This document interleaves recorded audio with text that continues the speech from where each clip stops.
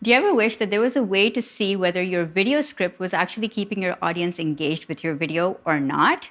Well, thanks to the power of YouTube analytics, you can actually see exactly where in your video people are staying engaged and where they're dropping off. It's a metric called audience retention. And in this video, I want to talk about how to script your videos in a way that you maximize your audience retention by taking a look at where people are really engaged with your content and where they might not be so engaged. So, are you ready?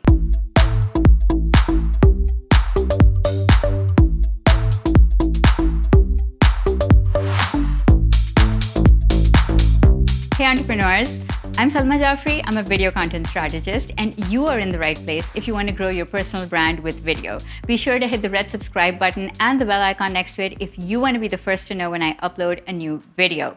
What is audience retention? It is a graph that YouTube shows you that tells you whether your videos are being watched and how long people are watching your videos. So you can access this graph by going into your YouTube analytics. So in YouTube Studio, go to Analytics, go to Audience Retention, and choose whichever video you want to see the retention for. So the audience retention graph shows you two things: the actual retention measured in number of minutes and the relative retention. So let's take a look at what both of these stats mean. Now, the actual audience retention shows the minutes that your audience is watching your videos.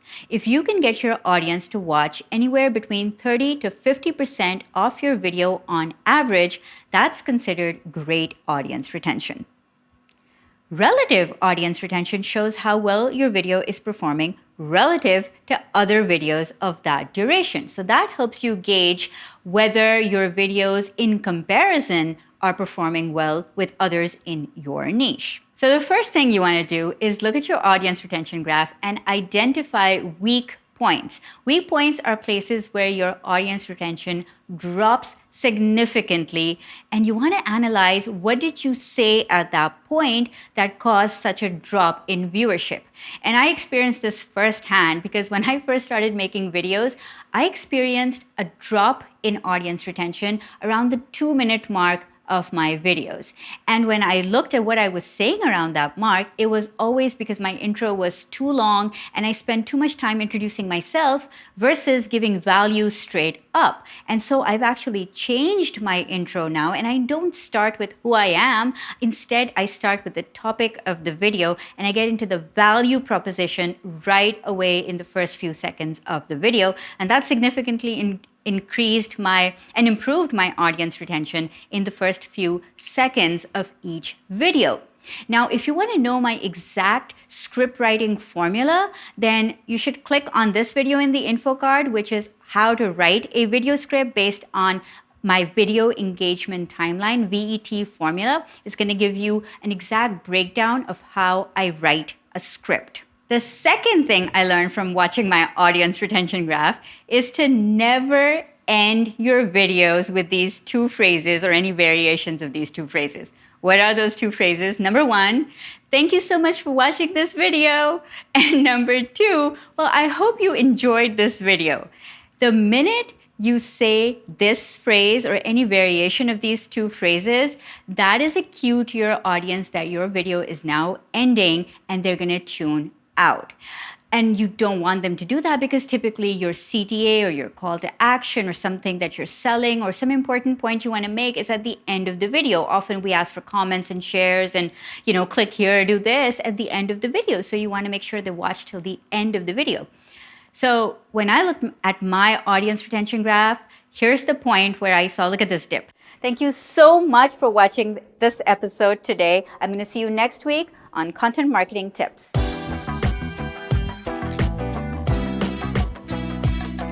That is when I saw that I was saying this sentence, thank you for watching my video, or I hope you enjoyed this video. And that was the point where people would click out, right? They would stop watching. And so don't use these two phrases. Instead, what you want to do is, and what I try and do in every video, is take the last point of my video and lead in straight to the CTA with that last point. So you want to make sure your video script flows so well that the last point that you make in your video, you marry your CTA to that and make it relevant to that. So it seems natural, it seems progressive, and it seems like the obvious thing to do after you've consumed that particular video. The third thing you want to notice in your audience retention graph is, depending on how long your video is, somewhere around the midpoint, you want to give people a reason to watch till the end. So often in my videos, what I do is I tell people what they're going to get at the end of this video. So for example, at the end of this video, you're going to get a video script example, a video script template that you can download and use for your own video scripts.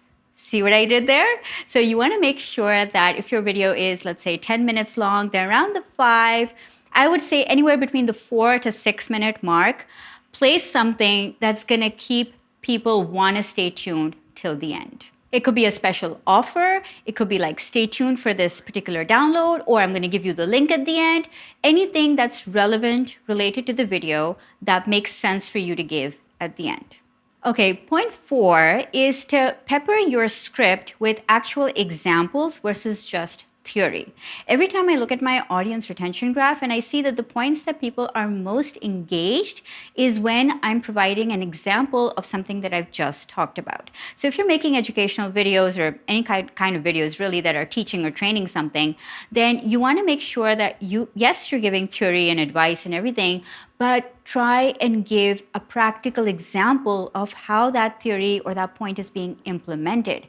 You can do this with B-roll, with cutaways, with screencasts. I've even done it with GIFs. So anything that you can add that's going to keep both the visual interest as well as the practical example will really help with your audience retention. Step 5 is to look at your audience retention graph, see where the peaks are, where people really connected with, and make more videos on just that particular point or that particular section. So for example, 2 of my best performing videos are how to write a video script and how to read a video script. And when I look at my audience retention graph for these 2, I know that this is something people are really interested in. So I made this video, which is how to write a video script, looking at your audience retention graph for cues. You know what happens on YouTube is that if people go watch a certain section over again or over and over again, then you will see that there's going to be a peak to that particular section of your graph. And sometimes it would even be like 100% retention if a lot of people go back and watch that one section of your video. So you want to make sure that you make more videos on something, more in-depth videos on that particular point that people zeroed in on, because the chances are that they want more info on that particular thing, and your audience retention graph cues you in into what people are looking for and what they want from you. So I wanted to show you an example of another YouTuber using audience retention to improve their video script and maximize their engagement. That YouTuber is Marlon Braithwaite. Here's an example. I wanted to make a video on what laptop would be good for a specific task. Practically all the videos on this matter just jump right in and recommend laptop models. So I took a different approach. Instead of just recommending laptops, I stated that in the beginning of the video, I would explain what makes this laptop ideal for this task. And I did this in the first 3 minutes of the video. And I look at the audience retention this morning, and it looks like the viewers really like that portion of the video, and that video has now picked up steam. So that's a great way to look at your audience retention graph to see whether the little tweaks that you make to your video script actually work or not. So great job, Marlon. Earlier, I gave you a video that you should go and watch if you want to write a script. But if you want to learn how to read your script naturally on camera, then this video that's linked up here is the one to watch. If you're watching my videos on any other place other than my YouTube channel, you may not be able to find all the links. So I suggest you come back to Salma Jafri Media, which is my YouTube channel, so you can access all the links that I talk about. Remember that video script template that I talked about? Well, you can download that by going in the description. The link is in the description below, so you can get it from there. And I want to know in the comments, what is your audience retention percentage of the last video that you made? Leave a comment with that information. Remember, go after what you want and build a brand you absolutely love, because you can be the media. Be the Media Mastermind is here. You want in? Go to bethemedia.salmajafri.com and sign up for your free trial today. See you inside. That video script template that I talked about, you can download that. The description is in the link below. Sorry, the link is in the description below. Alrighty. Okay. Remember that video script template that I talked about?